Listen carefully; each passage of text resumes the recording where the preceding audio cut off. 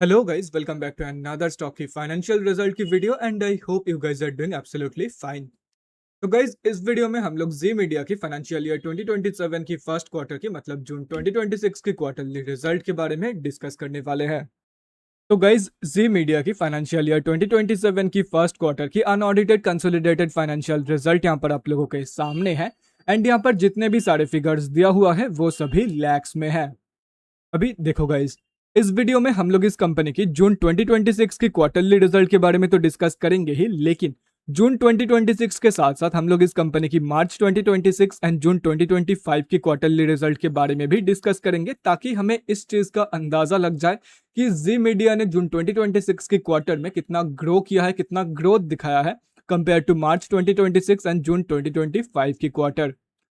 तो गाइज सबसे पहले हम लोग इस कंपनी की रेवेन्यू से शुरू करते हैं।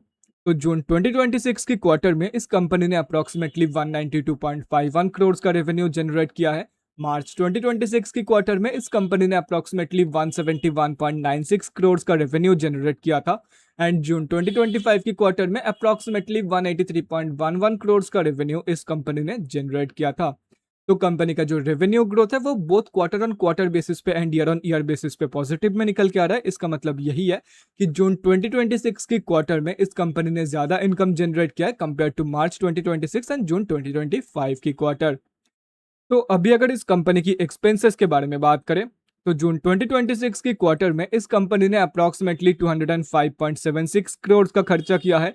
मार्च 2026 की क्वार्टर में इस कंपनी ने अप्रोक्सीमेटली 197.08 करोड़ का खर्चा किया था एंड जून 2025 की क्वार्टर में अप्रोक्सीमेटली 194.55 करोड़ का खर्चा इस कंपनी ने किया था।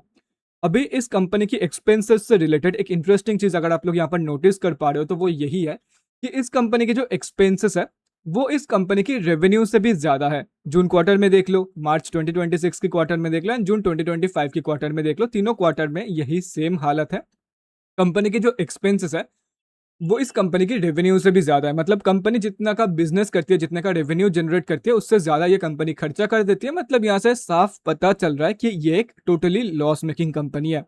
तो अभी अगर इस कंपनी की नेट लॉस के बारे में बात करें आफ्टर डिडक्टिंग एवरीथिंग, अगर कंपनी की प्रॉफिट के फिगर या लॉस के फिगर्स देखा जाए तो जून 2026 की क्वार्टर में इस कंपनी ने अप्रोक्सीमेटली 12.12 करोड़ का लॉस पोस्ट किया है।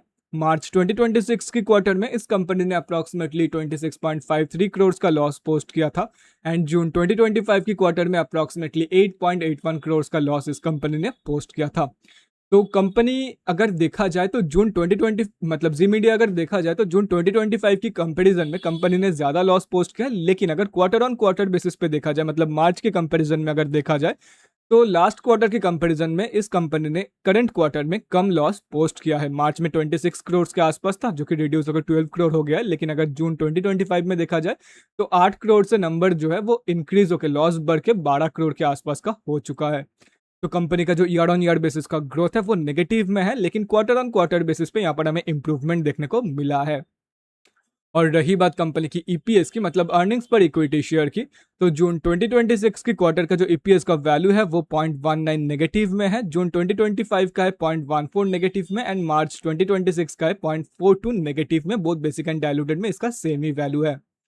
तो कंपनी का जो ईपीएस का ग्रोथ है वो भी कंपनी की प्रॉफिट ग्रोथ की तरह ही क्वार्टर ऑन क्वार्टर बेसिस पे पॉजिटिव में है and year on year basis पे नेगेटिव में निकल के आ रहा है। तो अभी अगर ओवरऑल देखा जाए तो देखो, ईयर ऑन ईयर बेसिस का जो ईपीएस का ग्रोथ है, ईयर ऑन ईयर बेसिस का जो प्रॉफिट का ग्रोथ है वो दोनों ही नेगेटिव में है एंड बाय दी मतलब जब भी आप किसी भी कंपनी का रिजल्ट एनालाइज करोगे क्वार्टर ऑन क्वार्टर बेसिस को कम प्रायोरिटी दिया जाता है, ईयर ऑन ईयर बेसिस को ज्यादा प्रायोरिटी दिया जाता है। मतलब किसी भी कंपनी की रिजल्ट को एनालाइज करते वक्त ईयर ऑन ईयर बेसिस का जो ग्रोथ है उसको ज्यादा प्रायोरिटी दिया जाता है, उसी को अच्छे से देखा जाता है। क्वार्टर ऑन क्वार्टर बेसिस का ग्रोथ जो है उसको उतना भी ज्यादा सीरियसली नहीं लिया जाता है। एंड यहाँ पर क्वार्टर ऑन क्वार्टर बेसिस का जो ग्रोथ है वो तो हर एक जगह पर पॉजिटिव में है, लेकिन ईयर ऑन ईयर बेसिस पर अगर आप देखोगे तो कंपनी का मतलब जो प्रॉफिट ग्रोथ है वो भी नेगेटिव में, प्रॉफिट तो है ही नहीं, मतलब लॉस ज्यादा पोस्ट किया जून 2025 के क्वार्टर के कंपैरिजन में जून 2026 के क्वार्टर में। ईपीएस का ग्रोथ भी नेगेटिव में है एंड एक positive revenue growth year on year basis पे, ध्यान से समझना इस चीज को, ईयर ऑन ईयर बेसिस का जो रेवेन्यू ग्रोथ था वो पॉजिटिव में होने के बावजूद कंपनी ने ज्यादा लॉस पोस्ट इसीलिए किया है क्योंकि कंपनी के जो एक्सपेंसेस है, कंपनी का जितना रेवेन्यू इंक्रीज हुआ है उससे ज्यादा इंक्रीज इस कंपनी का एक्सपेंस हुआ है। मतलब कंपनी का बिजनेस जितना इंक्रीज हुआ है उससे ज्यादा इस कंपनी के खर्चे इंक्रीज हुआ है। दैट्स वाई कंपनी का जो रेवेन्यू ग्रोथ है वो पॉजिटिव में होने के बाद भी कंपनी का जो प्रॉफिट ग्रोथ है या जो भी बोल लो, मतलब वो नेगेटिव में है। कंपनी ने ज्यादा लॉस पोस्ट किया है, मतलब खर्चे ज्यादा इंक्रीज हुआ है compare to revenue. Revenue increase हुआ है नो डाउट, लेकिन खर्चे ज्यादा इंक्रीज हुआ है। That's why year on year basis पर कंपनी ने ज्यादा लॉस पोस्ट किया। तो अकॉर्डिंग टू मी कंपनी का जो रिजल्ट है वो वीक है, कंपनी ने वीक परफॉर्म किया है। देखो पहले तो ये कंपनी ने लॉस पोस्ट किया जून 2026 के क्वार्टर में, ऊपर से कंपनी के जो खर्चे हैं वो कंपनी की रेवेन्यू से भी ज्यादा इंक्रीज हुआ है। अगर ऐसा ही चलता रहा तो डेफिनेटली ये कंपनी कभी भी प्रॉफिटेबल नहीं बन पाएगी। So from my point of view company का जो रिजल्ट है वो बहुत ही वीक निकल गया है। कंपनी ने बहुत ही पुअर परफॉर्म किया है इन जून 2026 की क्वार्टर। तो guys that's it for this video. Next video में मिलते हैं किसी और कंपनी की रिजल्ट के साथ। तब तक के लिए bye guys, take care and stay safe.